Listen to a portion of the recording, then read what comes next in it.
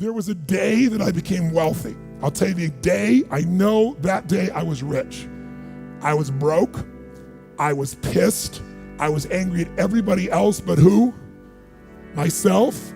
But really underneath it, I was mad at myself. I just couldn't beat myself up anymore, so I was pissed. And I had a friend that I loaned money to when I had barely enough, and I knew he needed it, and I gave him $1,200, and I'm here not able to eat. I'm down to like $25, $26, and I'm saying to him, calling him, and he's not returning my call, and I just need some money, and he's ignoring me. I didn't ignore him, so I'm pissed. I'm frustrated. In the midst of all this, I'm also pragmatic. I got 25 and change, call it $26. What the hell am I gonna do? I don't have any plans for economics. I got overhead that's crazy. I'm living in this little tiny apartment, 400 square feet in Venice, California. So I thought, okay, when I was totally broke early on when I was 17, I used to save my money up and go to the smorgasbord and load up for Christmas, load up for the week. So I said, I was in Venice, I'm gonna go over to Marina del Rey, where all the yachts are, and there's a place there called El Chorrito, and I'm gonna go, they have an all-you-can-eat smorgasbord, I'm gonna load up for the winter. I'm gonna get there. So I didn't drive there, because I wasn't gonna spend the gas to get there, plus I needed to walk, so I walked there. And I go in, I'm not dressed really great, but it's Marina del Rey, it's okay, and I got a place right by the window, and I can see these yachts going by, and I'm dreaming of what life could be like, and I'm starting to let go of my anger, and I'm starting to focus on what I want instead of what I don't want. How many followers say I? And that shifted me just a bit. And now I'm eating, which shifted me a lot. And I got this giant plate stacked up, and I don't know what the amount was. It was like, whatever it was, $6.95, $7.95, right? So I'm gonna do this. I could probably do this 3 or 4 times, right? Somewhere in that range.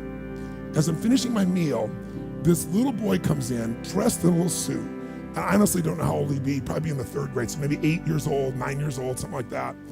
And he was so adorable, and he opened the door for his mother, and his mother was an attractive lady, and he came over and he pulled out the seat for her, and she sat down. And she was a pretty lady, but as pretty as she was, I was totally obsessed by this boy. He had presence at 7 or 8 years old. And it moved me. I don't know why, it moved me. And I thought, this kid is like pure. I want him to always be this way. He's such a good kid, he's a giver. So I got up and I paid for the meal, and whatever it was, $6, $7. So now I've got whatever left, $17, $18, $19. And I walk up to this little boy, and I said, excuse me. And I said, I just want to acknowledge you for being such an extraordinary gentleman. I said, I saw the way you treated your lady, how you opened the door, how you pulled the chair out. I said, that's class. I said, my name's Tony, what's yours? I don't honestly remember his name, Charlie or something. And he looked up at me and I said, Charlie? I said, that's amazing, taking your date out for a lunch like this. He goes, well, actually, she's my mom. And I said, that's even more cool. And he said, oh, but I'm not taking her lunch because I think he said he was 8. I said, oh, yes, you are. I had no plan for this. I just reached in my pocket, I took all the money I had left, $17, $18, $19, and I put it on the table. I said, you're taking her to lunch.